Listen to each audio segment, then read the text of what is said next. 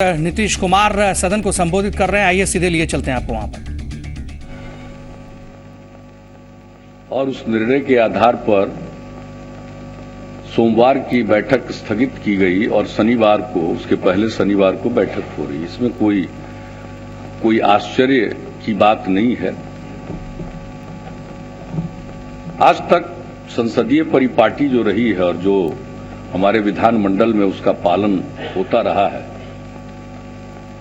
कार्य मंत्रणा समिति की अनुशंसा को सदन स्वीकार करता रहा है और जब उसको स्वीकार कर लिया जाता है तो उसी के अनुरूप कार्य आगे बढ़ते हैं। लेकिन उस पर उंगली उठाने का भी एक नया सिलसिला प्रारंभ हुआ। ये अच्छा लक्षण नहीं है और ये इस बात को दर्शाता है कि आज जो विपक्ष है वो बहुत ही परेशान है और संसदीय परंपराओं का भी उल्लंघन कर रहा है। अब सार्वजनिक रूप से विपक्ष में बैठे लोग, उनके नेता बयान देते हैं। साहब, ये कारण था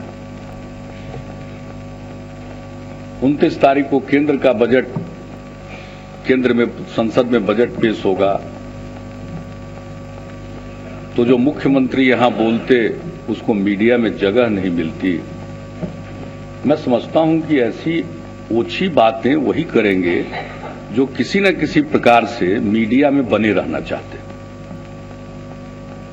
बहुत स्पष्ट है, अगर 29 तारीख को केंद्र सरकार का आम बजट संसद में आने वाला है तो हम लोग भी देखना चाहते हैं, सुनना चाहते हैं। इसमें ऐसी कौन सी बात है? अब जिस समय कार्यक्रम बना और मंत्रिमंडल ने इस कार्यक्रम को मंजूरी दी और उसके हिसाब से इसको प्रचारित किया गया आम सदस्यों के बीच में, लेकिन ये तो प्रावधान है ही कि अगर उसमें कोई संशोधन करना हो तो कार्य मंत्रणा समिति बैठकर संशोधन करती है, सदन की बैठक को बढ़ाती है, सदन की बैठक को कभी कभी स्थगित करती है। ये सब तो कार्य मंत्रणा समिति में होता ही है। वैसी कौन सी अजूबी बात है? अगर बजट आ रहा है उसको सब लोग सुनेंगे तो धन्यवाद देना चाहिए कि उनके बजट को सब लोग सुनेंगे, हम लोग भी सुनेंगे, तो इसमें इतनी परेशान होने की क्या बात है? असल उनकी परेशानी है कि वो प्रश्न उठाकर चले जाते हैं और उत्तर सुनना नहीं चाहते। न सुनने का धैर्य है, न सुनने की शक्ति है, दोनों में से कुछ नहीं। अब कल के इस बहस पर भाग लेते हुए कैसी कैसी बातें की गई है, मैं किन किन बातों का जवाब दूं? पहले मैं कुछ बातों का जवाब देना मुनासिब समझता हूं। भले ही विधानसभा में विरोधी दल के नेता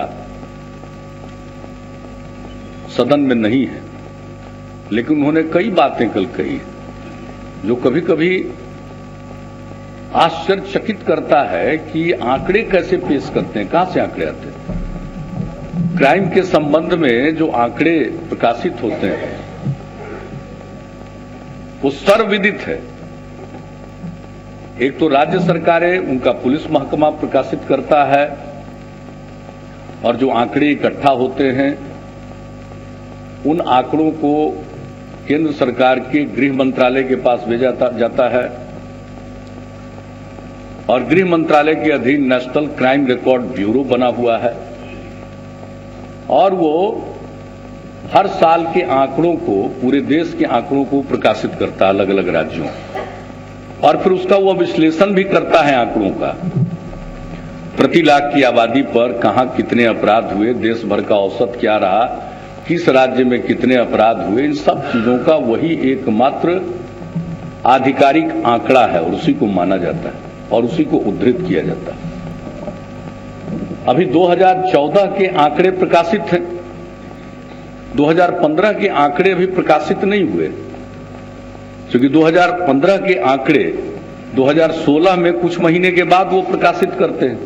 सबका संकलन करने के बाद वो प्रकाशित करते हैं। और उन आंकड़ों का जिक्र तो हम लोगों ने किया था। यहां तो चुनाव अभियान चल रहा था, भारतीय जनता पार्टी के एक से एक बड़े नेता, और तो और छोड़ दीजिए, देश के प्रधानमंत्री भी कभी कभी अपराध की बात कह देते थे कई दफा। तो मैंने तो अपने अभियान के दौर में एक एक बात का जवाब हमने दिया था, और हमने जो भी अपराध के संबंध में आंकड़े रखे, वो आंकड़े रखे राष्ट्रीय अपराध अभिलेख ब्यूरो के आंकड़े थे, उनके द्वारा प्रकाशित आंकड़े थे। लेकिन कल आश्चर्य होता है कि तरह तरह की बातें कही गई है। कल बताया गया था कि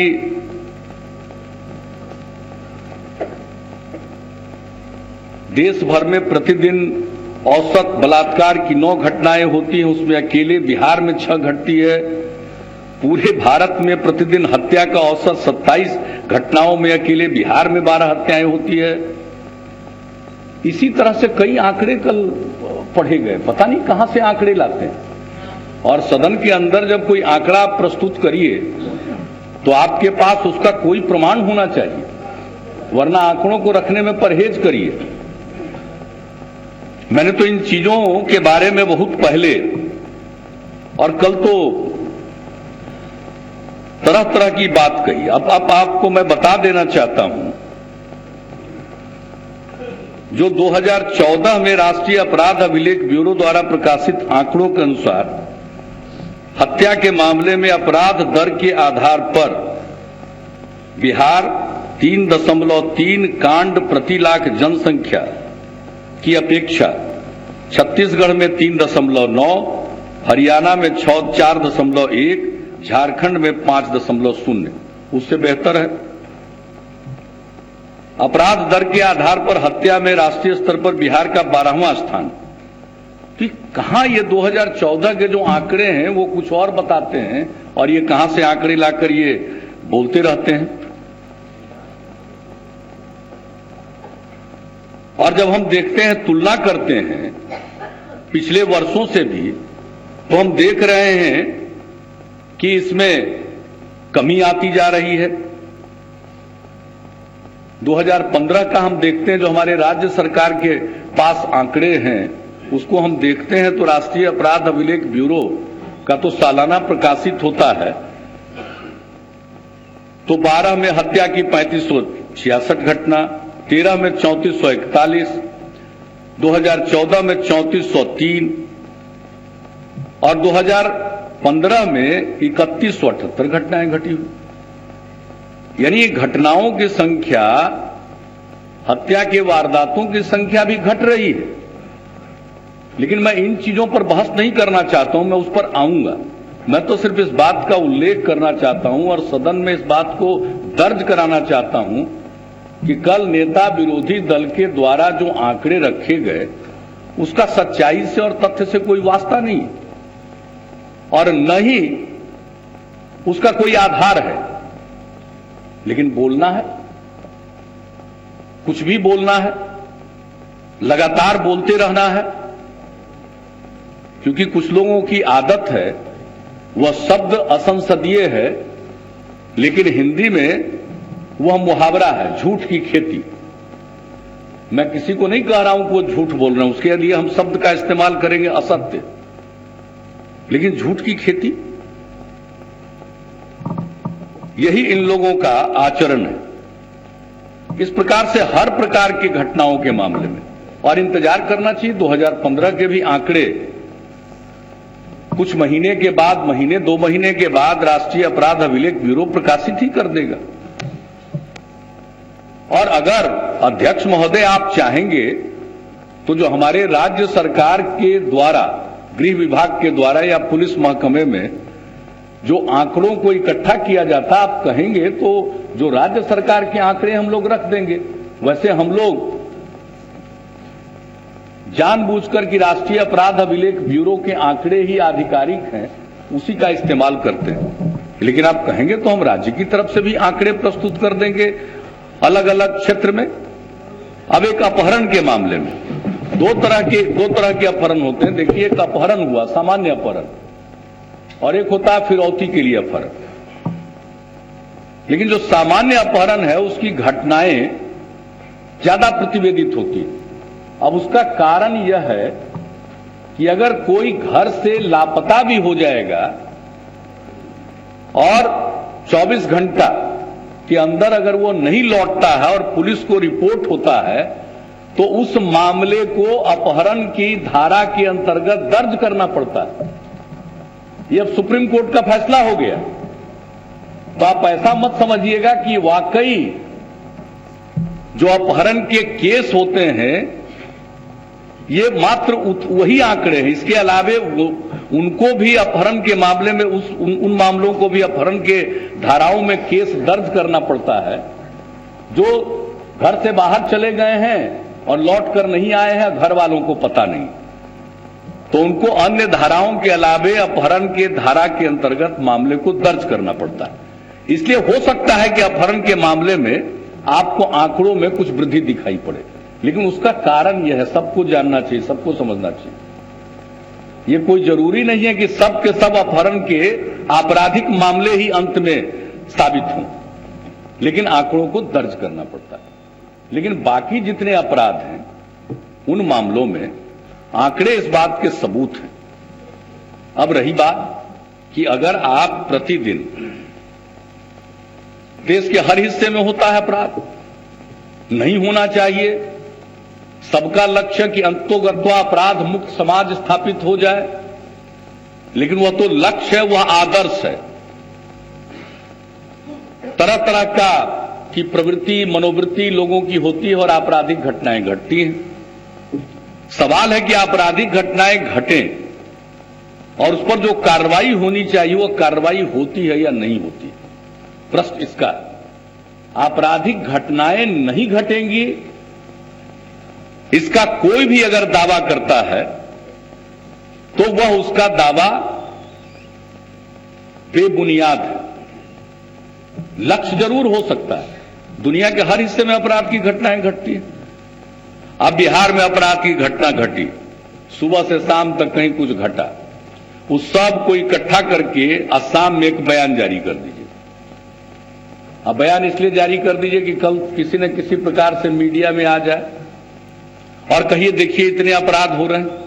अरे भाई, जिस आधार पर, जिस पैमाने पर बिहार में घटित घटनाओं को संकलित करके प्रकाशित करते हैं, उसी आधार पर छत्तीसगढ़ के बारे में प्रकाशित करिए, मध्य प्रदेश में घटित घटनाओं को प्रकाशित करिए, राजस्थान में घटित घटनाओं को प्रकाशित करिए, हरियाणा में घटित घटनाओं को प्रकाशित करिए, गुजरात में घटित घटनाओं को प्रकाशित करिए, महाराष्ट्र में घटित घटनाओं को प्रकाशित करिए, तब हम जाने।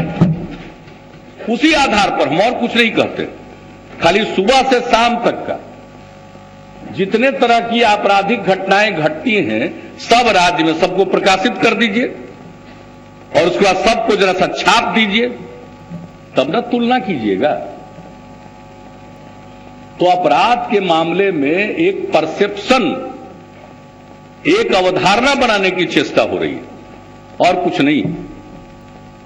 कई प्रकार के अपराध होते हैं, सब प्रकार के अपराधों पर पुलिस कार्रवाई कर रही है और मैं सदन को और सदन के माध्यम से बिहार के तमाम लोगों को हम आश्वस्त करते हैं कि आपराधिक घटनाओं के मामले में, अनुसंधान में और उस पर कार्रवाई में किसी भी प्रकार की कोताही नहीं बरती जा सकती है। और अगर कोई कोताही बरतेगा तो उसके खिलाफ पूरी कार्रवाई होगी।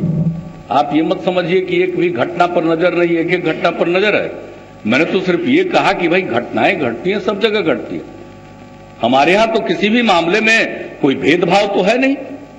आप भेदभाव का आरोप लगाते हैं, किस अपराधी को बचाया जा रहा है?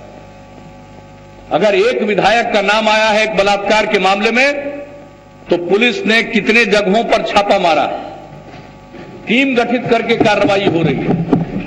और कोई कब तक भाग कर कहां जाएगा, कहां जाएगा?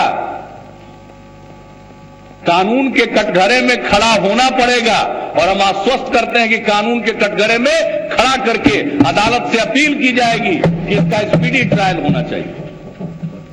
कोई बता दे कि किसी प्रकार की कार्रवाई। मैंने एक विधायक जिसमें इन्वॉल्व है उसके बारे में मैंने समाचार पत्रों में देखा, अधिकारियों ने जो जानकारी दी, लेकिन मैंने एक समाचार पत्र में पढ़ा कि ऐसे मामलों में जो पीड़ित है लड़की या महिला, उसका मेडिकल बोर्ड से जांच होना चाहिए और एक डॉक्टर से जांच कराया गया था। मैंने तत्काल सबसे पूछा कि ऐसा क्यों हुआ। मेडिकल बोर्ड से फिर जांच करा दिया गया था, लेकिन हमने कहा यह चूक कैसे हुई।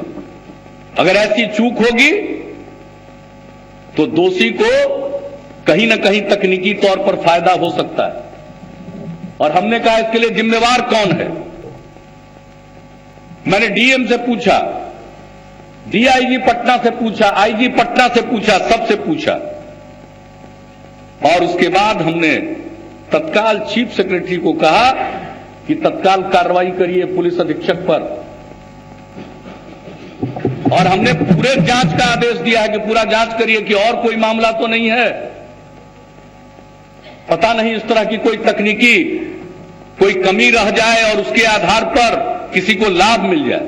तो हम लोगों की नजर तो वहां तक है, कौन किसको बचा रहा। बयान का भी एक स्तर होना चाहिए। मेरे साथ ये भाजपा के लोग सरकार में रह चुके हैं, मेरे स्वभाव से परिचित नहीं है, मेरे कार्य पद्धति से अवगत नहीं है। हम किसी के दबाव में नहीं आते और किसी का दबाव भी नहीं है। कौन दबाव देगा, क्यों दबाव देगा। लेकिन जबरदस्ती एक लोगों के बीच में अवधारणा पैदा करने की कोशिश। दरअसल पूरे चुनाव महागठबंधन के खिलाफ ये लोग जंगल राज शब्द का इस्तेमाल करते रहे। जंगल राज आ गया, महागठबंधन की सरकार विशाल बहुमत से बन गई, तो जो लोग जंगल राज बोलते थे उनको लगता है कि कुछ भी हो उसको जंगल राज कर दो। हालत तो ये हो गई है कि एक व्यक्ति ने सोशल मीडिया पर चला दिया, कर्नाटक की एक घटना का उल्लेख किया और लिख दिया कि बिहार में जंगल राज है।